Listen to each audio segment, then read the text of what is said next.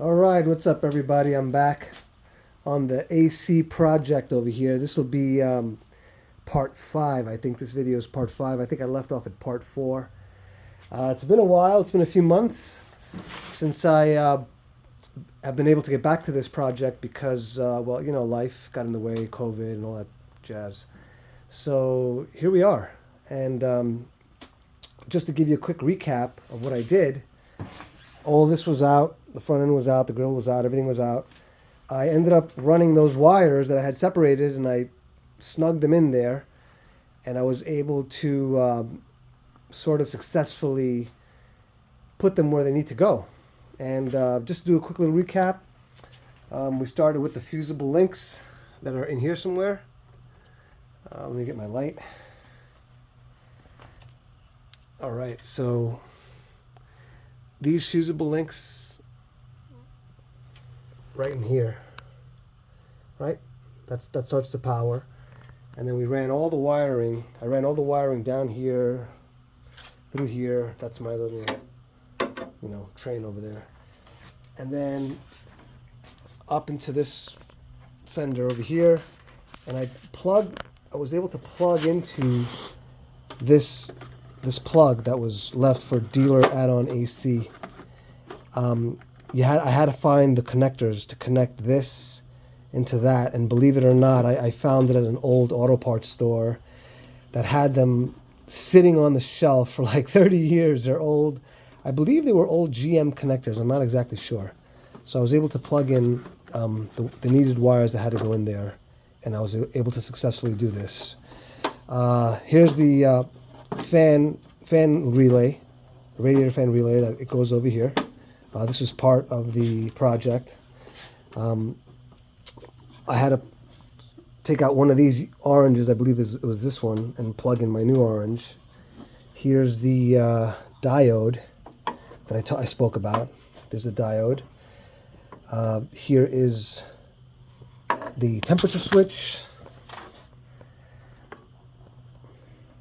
My radiator, that's the temperature switch right there. Sorry for the poor lighting. I'm literally doing this with one hand. And the electric fan. This is the electric fan. I installed the electric fan. It works.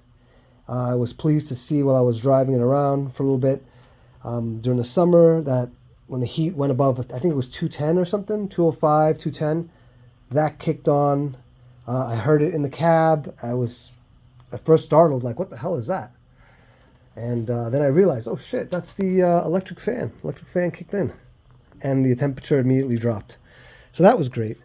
So that all plugged in. This is all very nice. It plugged in and played. This all plug and play.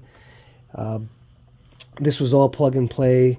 Those four wires that I spoke about, those had to be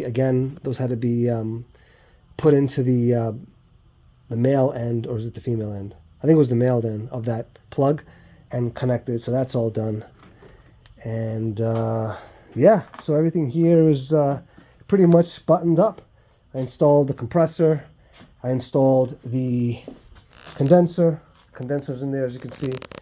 I ran some of the lines. I ran this line here because I didn't want to do it again.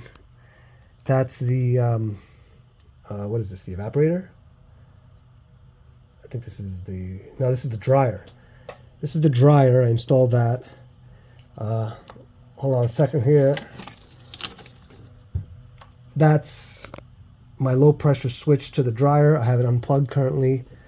And then here is my compressor clutch power that I have also. It's installed. It's not installed. It connects to this right here, this part. And I tested it out. The compressor works. I jumped it to the positive. It works. And that's all that. So after all this was said and done, all the wiring went in. There was just one little situation that I was left with. I was left with one of these greens. That's right over here. Again, sorry for the lighting. I was left with one of these green wires that in the donor harness was attached to a plug that went that way. So the plug went that way. It was a donor. It was the donor harness that had it. I don't have that plug here for me to match it up to. And after looking at some of the schematics that I've been, using to complete this project, I figured out that this green wire goes to thermostat switch inside the cab. So inside the cab by the air box, there's a thermostat switch that I don't have, but in the new one it has it, and that gets connected to that. So that was the only thing outstanding in this whole front end section that needed to get done. I just left it hanging there for now until I figure that out. And that's pretty much where I stopped this project, because the next half of this project is to tackle it from the inside, and that'll be on the next video. I'm sorry, I'm going to keep these videos short, 5 minutes or so, because I don't have a whole lot of editing skills, and I'm, even though I'm an actor, my work is in front of the camera, not behind the camera. So I'm bad at editing, and I'm bad at doing all that stuff. So I try to keep these videos 5-6 minutes. And again, this is part 5, so I'll see you in part 6.